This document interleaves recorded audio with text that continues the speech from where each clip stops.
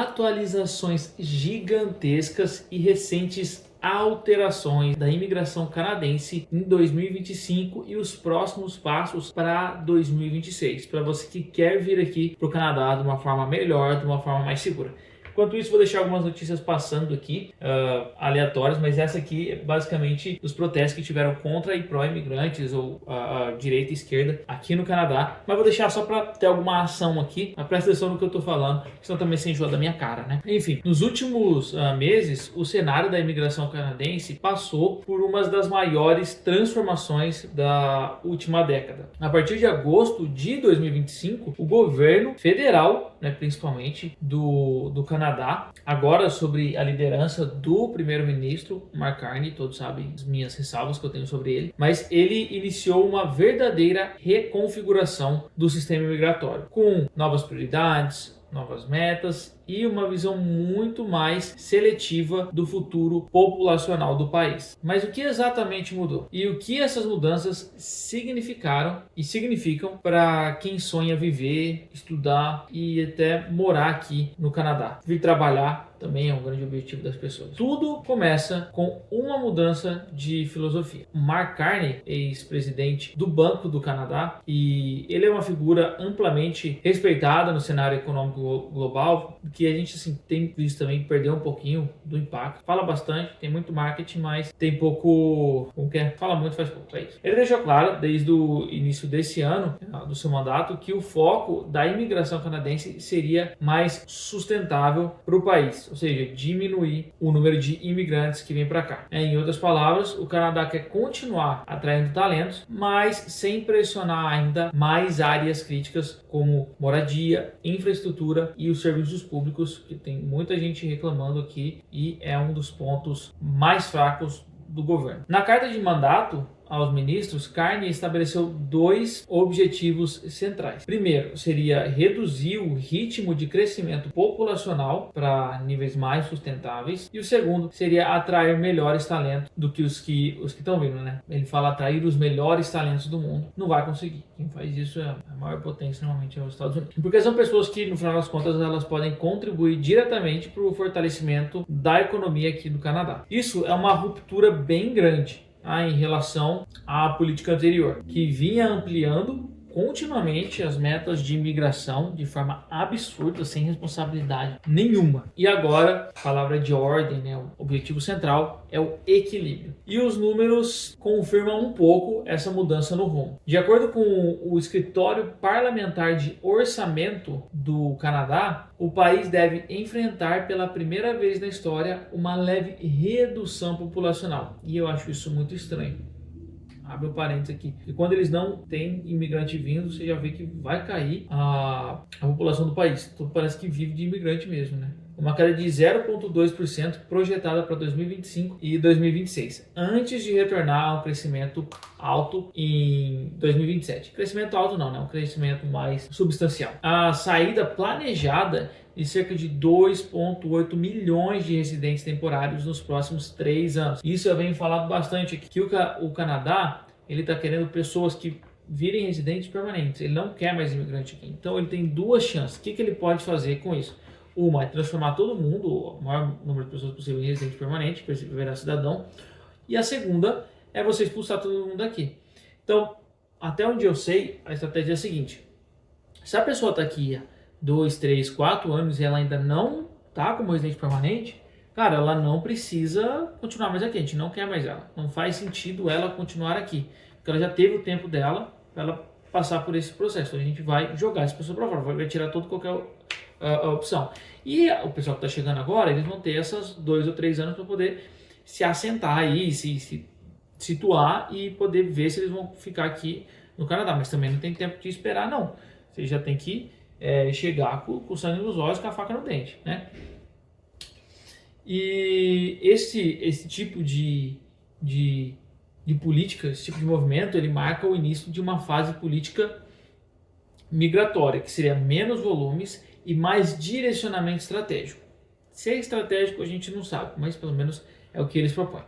Dentro dessa visão mais controlada, entra em cena a nova ministra da Imigração, Alina Metled Diaby, que já tem vídeo dela aqui também.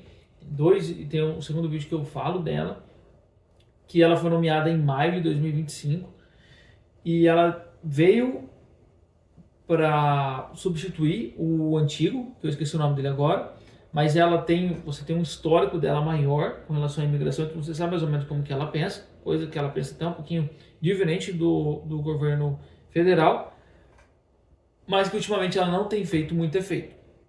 Ultimamente, para falar a verdade, não tem tido gigantes alterações igual as tiveram no começo do ano, entendeu? Acho que as que tiveram para ser feitas foram feitas do meio do ano para cá. Eu vou trazer as maiores que foram feitas agora, mas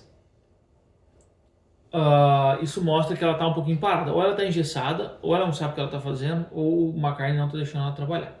Uma dessas aí. Porque pouco depois também, né, dela assumir o cargo, ela apresentou o Plano Departamental 2025 e 2026, que é um documento que define em detalhes as prioridades e metas do setor imigratório para os próximos anos.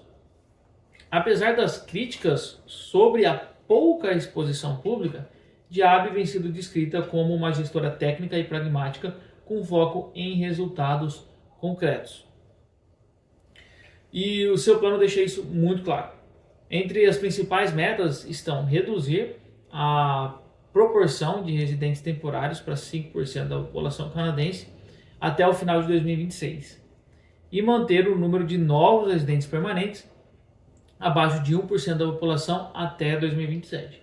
Além disso, ela também está querendo ter um esforço aí para reforçar os serviços de assentamento.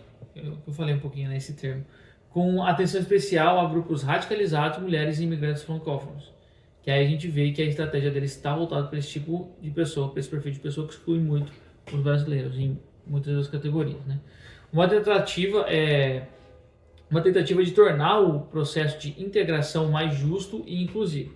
Outra diretriz importante é a expansão dos sorteios baseados em categorias do Express Entry. É o famoso Category Based Express Entry Draw, né? Express Entry Draws, seria isso. Que agora foca ainda mais em setores considerados estratégicos para o país. E é justamente no Express Entry que encontramos uma das mudanças mais práticas e imediatas. E é aqui também que a gente encontra uma briga dela, ou uma opinião diferente do McCartney, porque pelo histórico dela, mais consolidado, ela gosta de granularizar as decisões para os órgãos menores. Já que ela trabalha para o governo federal, ela iria granularizar isso para as províncias. Isso foi uma grande esperança. Só que o Carney, ele quer concentrar como um belo governo socialista comunista, né? E aí a gente vê que as alterações acontecem muito ao campo do Express Entry, que ele é federal, e acaba tirando indiretamente o poder das províncias de escolher o tipo de profissionais que elas querem, que é os programas provinciais. Inclusive, eu dancei por conta disso. Desde 21 de agosto de 2025, os candidatos voltaram a precisar, isso aqui é algo importante, né? Algo mais administrativo, mas voltaram a precisar apresentar exames médicos de imigração logo na inscrição. Uma exigência que havia sido suspensa durante a pandemia e agora retorna como parte do processo regular. Isso é uma medida muito grande. E a gente, acho que, é claro, a gente não pegou isso. A gente fez o exame bem depois que a gente entrou com o pedido do visto, se eu não me engano, tá? Enfim, essa medida busca reforçar o controle sanitário e agilizar a avaliação dos candidatos aprovados. Mas a grande transformação está na seleção baseada em categoria, que são as Category Based Draws do Express Entry, que ganhou força total agora nesse novo ciclo, em 2025. O governo confirmou alocações específicas para as áreas prioritárias. O setor de saúde e serviços sociais, a gente vai tirar o francês aqui, que o francês é surreal, ninguém entende. Quer dizer, a gente entende, mas não faz muito sentido. O setor de saúde e serviços sociais lidera com 8 mil convites de residência permanente, 7.500 deles já emitidos até agosto. Em seguida vem o setor da educação com 3 mil convites e o de trades, profissões técnicas, com 3.300.